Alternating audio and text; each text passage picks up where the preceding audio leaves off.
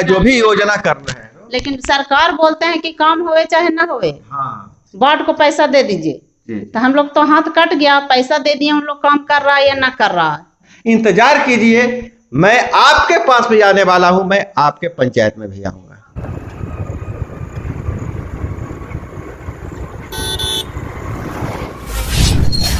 नमस्कार दोस्तों, मैं अभय कुमार, आप देख रहे हैं ठोक तंत्र। दोस्तों, जब मेरे एक व्यूअर हैं गया जिले के पहरा पंचायत के मुखिया हैं सोनी देवी, और यह पहरा पंचायत गया जिला मुख्यालय से 50 किलोमीटर दूर है, जो गुरारू प्रखंड में पड़ता है, जो जबकि नजदीकी जो इलाका इनका है गुरुआ प्रखंड है। गुरुआ और गुरारू प्रखंड के बीच में समझिए कि बॉर्डर है।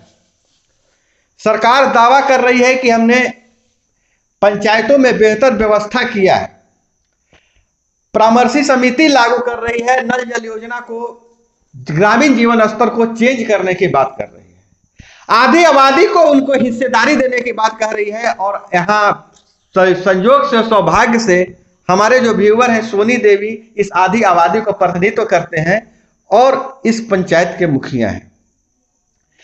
आप पब्लिक के बीच जाते होंगे, मुखिया से बहुत शिकायत होती है लोगों को, लेकिन मुखिया का किससे शिकायत है, हम इसकी पड़ताल करेंगे, इसको जानने का कोशिश करेंगे।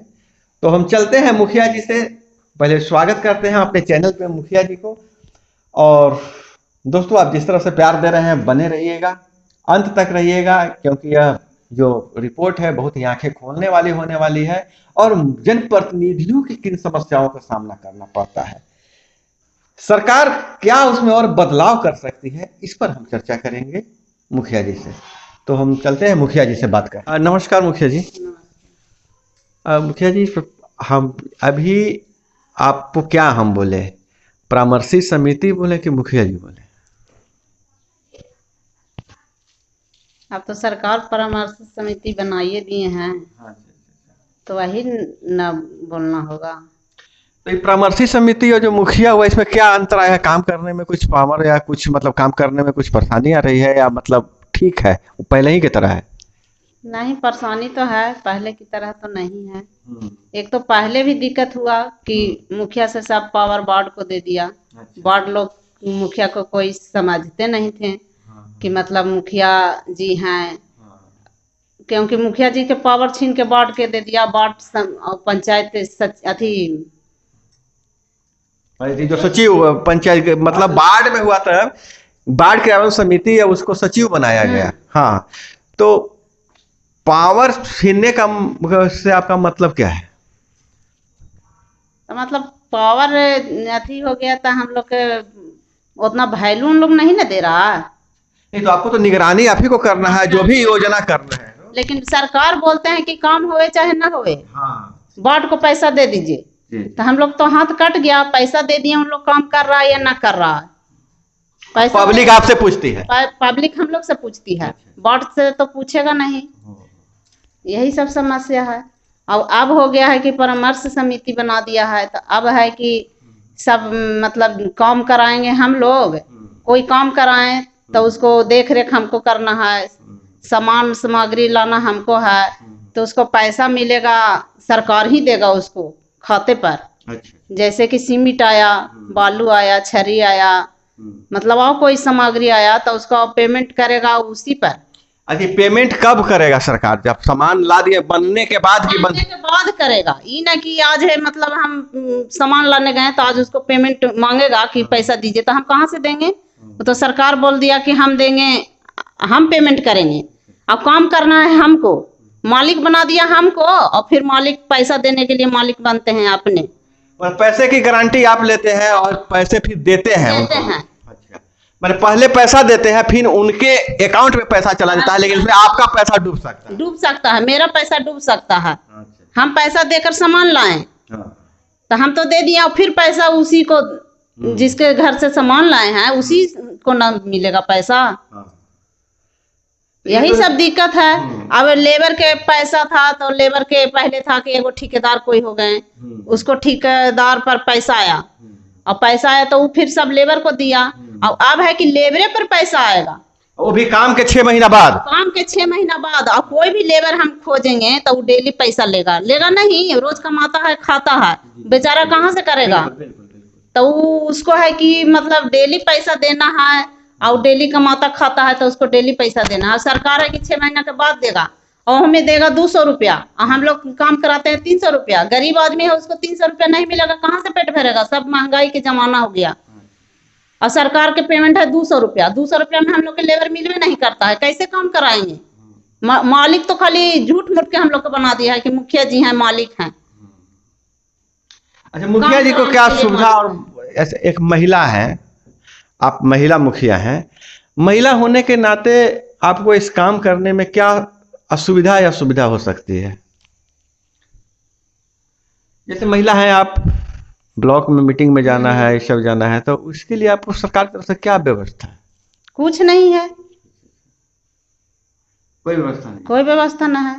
तो मतलब एक महिला अगर मुखिया जी जीत गए तो मतलब इस घर से 2 लोग इंगेज हो गए, उनके पति या कोई पुत्र इंगेज हो जाते हैं। पति या पुत्र मतलब अब दूर है तो जाना आना में दिक्कत होता है, तो साथ से थोड़ा देते हैं। घुमाइए। तो दोस्तों, इस आधी आबादी के साथ क्या परेशानी है आपने समझा। मैं कुछ नहीं कहूँगा, जो स्पष्ट बात है, जो जनप्रतिनिधि सोचते हैं, मैं आपके सामने हूबहू रख दिया हूँ। इंतजार कीजिए, मैं आपके पास भी आने वाला हूँ, मैं आपके पंचायत में भी आऊँगा। गया जिले का अति उग्रवाद प्रभावित जो हो गया क्षेत्र हो गया गुरारू प्रखंड के अंदर, जहां नक्सलियों का कहा जाता था कि मायका है, नक्सलियों का नैहर है। जो पीछे पहाड़ियां दिख रही है, यहाँ कभी नक्सलियों का डेरा होता था।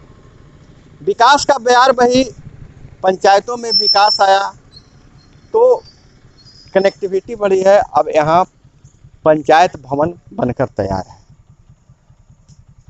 कितनी बदली है इस पंचायत भवन, त्रिस्तरीय पंचायती व्यवस्था लागू होने के बाद यहाँ की जिंदगी, और क्या क्या दुश्वारियाँ सामने आ रही है, और इस पंचायत सरकार भवन कितना जो सरकार दावा कर रही है वो कितना काम कर रहा है, इसकी हम पड़ताल करते हैं। हम बात करते हैं यहाँ पर जो उपस्थित हैं संजय कुमार जी हैं, और यहाँ के जो मुखिया सोनी देवी हैं, उनके पति भी हैं। उनके कामों में हाथ बटाते हैं। जैसा कि अभी पहले हम बात भी किए थे कि आधी आबादी को पावर तो दे दिया गया है, लेकिन जिस तरह से हमारा सामाजिक ढांचा है, सामाजिक माहौल है, क्या उस हिसाब से उनके महिला जनप्रतिनिधियों को सहयोग करने के लिए उनके परिवार के कोई सदस्य या गांव के कोई लोग करते ही हैं, और देख रेख अभी यहाँ कर रहे हैं। तो हम सबसे पहले स्वागत करते हैं। आप पहले ठोक तंत्र आप देखे हैं कि नहीं देखे? हाँ, बराबर हम देखते हैं ठोक तंत्र। अच्छा जी, मंत्री जी का दावा है कि हमारे यहाँ सारे पंचायत भवन में आरटीपीसी काउंटर चालू है, और यहाँ आरटीपीसी काउंटर चालू है तो ग्रामीणों को क्या क्या सुविधाएं मिल रही है इस पंचायत भवन से, इसके बारे में आप बताइए पहले। चालू नहीं हुआ सर। हाँ, ये 14-15 का योजना है। हाँ, और 4 बरस काम बंद रह गया। इसमें हम अनेकों नेता के, मंत्री महोदय कृष्णनंदन वर्मा जी को भी, प्रमोद कुमार जी खेल मंत्री को भी, और अभय कुशवाहा जी को भी, राजीव नंदन दांगी विधायक थे, उनको भी बोले हम। किसी के कहने पर ही काम फाइनल नहीं हुआ है। अभी भी 10% इसमें काम बाकी है। अभी न बनने से मेरा पंचायत के बहुत नुकसान है, बहुत दिक्कत है। कितना दूर है ये पंचायत अपने प्रखंड मुख्यालय से, कितना दूर है? 15 किलोमीटर दूर है। अच्छा।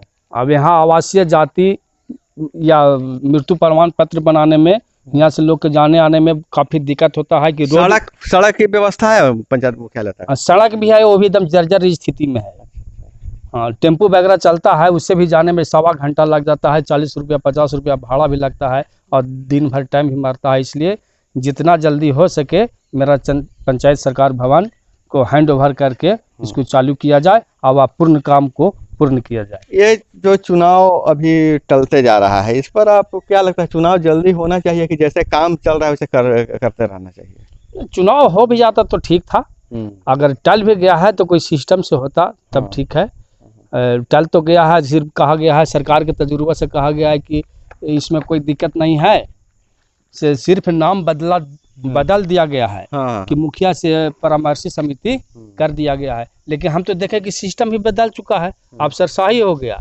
अब जैसे पहले हम लोग काम कराते थे, तब लेबर को पैसा हम लोग देते जाते थे और अपना मास्टर रोल बना के देते थे, उससे पैसा पेमेंट होता है। लेकिन अब सरकार का गाइडलाइन है कि प्रत्येक लेबर के खाता में जॉब कार्ड के आधार जैसा जैसे मनरेगा में जाता है उस हिसाब से पैसा मिलेगा और 200 रुपया मिलेगा। तो 300 रुपया से कम में कोई लेबर काम नहीं करता है। हम लोग पैसा पहले देते हैं, अब जिसको खाता में पैसा जाएगा वो देगा या ना देगा ये कौन जानता है। इसलिए मेट के उसी में से एक मेट रहे और उसी के खाता पर पैसा जाए और वही फिर अपना अगला को वितरण कर दे। तो मुखिया जी, अब ये बात आपकी जो बात है जो हम सरकार तक पहुंचाने का प्रयास करेंगे, और हम सरकार से यही चाहेंगे कि जो सुविधा जो गांवों में जैसे काम हो रहा है पंचायत में उसका पहले अध्ययन करें, तब नीतियां बनाई जाए। क्या परेशानी होती है जनप्रतिनिधियों के सामने और जो आम ग्रामीण जनता है उनको कैसे सुविधा होगी यह पहले देख लिया जाए, उसके बाद कोई नीति बनाई जाए। तो इस पे क्या आप सरकार को क्या सुझाव देना चाहेंगे? हम तो चाहेंगे कि सरकार कोई भी ठीक है, जितना सरकार से सक्षम हो, जितना रकम मिलता है वही मिले, लेकिन गाइडलाइंस नीचे ग्राम सभा लगा के, वार्ड सभा लगा के यहाँ से योजना लिया जाए, क्या चीज़ की आवश्यकता है जी। वही काम होना चाहिए। अभी तत्काल में ऐसा हो गया है कि मेरा कुछ पंचायत में हाथ हो गया, कीचड़ हो गया है, उसके लिए सरकार के पास कोई व्यवस्था नहीं है। मैं अपने पास से ईंटा का टुकड़ा राबिश दे के 20 गाड़ी 40 गाड़ी जहाँ जैसा जरूरत रहता है उस हिसाब से हम काम सरकार तो कह रही है कि हर 2 अक्टूबर को सब ग्राम सभा में जो ग्रामीण जो पारित करते हैं वही योजना में जाती है, वही बीडीसी की मीटिंग में पारित होती है, वही जिला परिषद में पारित होता है। तो फिर इस तरह के परेशानी, क्या पंचायतों में कोई इस तरह के काम करने के लिए फंड है कि नहीं है? जो तत्काल योजना सिर्फ होता है लेकिन काम कहाँ होता है। योजना तो मांगा जाता है हम लोग कि प्रत्येक वार्ड में जितना योजना है नल जल का, नली गली का सब है, हम लोग दे दिए हैं, हर एक वार्ड को दे दिए हैं, लेकिन वो पैसा आएगा तब ना काम होगा। नल जल का बात किए तो नल जल से हमको याद है, नल जल क्या काम यहाँ कर रहा है और नल जल में क्या परेशानी है, उसमें उसकी नीतियाँ सही है कि नहीं है, पहले बताइएगा। नल जल 15 वार्ड है मेरा पंचायत में और 16 गो नल जल बना है और सब में पानी मिल रहा है। एक वार्ड में कितने लोग रहते हैं? लेकिन दिक्कत यही है कि कोई वार्ड कोई 250 वोट पर वार्ड को चयनित कर दिया गया है और मेरा वार्ड मंझार गोंडी है, वो 1250 वोट है और उसमें 3 से 4 गांव हो जाते हैं। 4 गांव होते हैं। एक गांव से दूसरे गांव के बीच की दूरी कितना है? 2 किलोमीटर।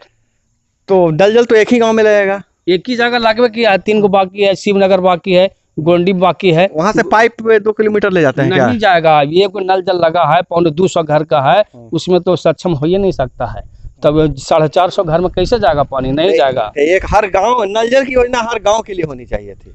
हाँ, हर गांव को होना चाहिए था और वार्ड का भी वही होना चाहिए था, बराबर करीब होना चाहिए था।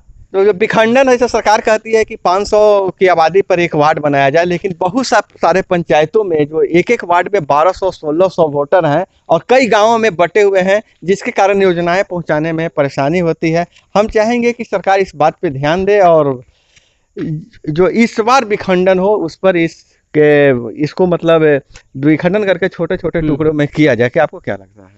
हाँ, इसको विखंडन करने लायक 2 गो मेरा वार्ड है। बाली भी है 800 वोट है, वहाँ भी 2 वार्ड होना चाहिए। मंझार 1250 वोट है, यहाँ 3 वार्ड होना चाहिए।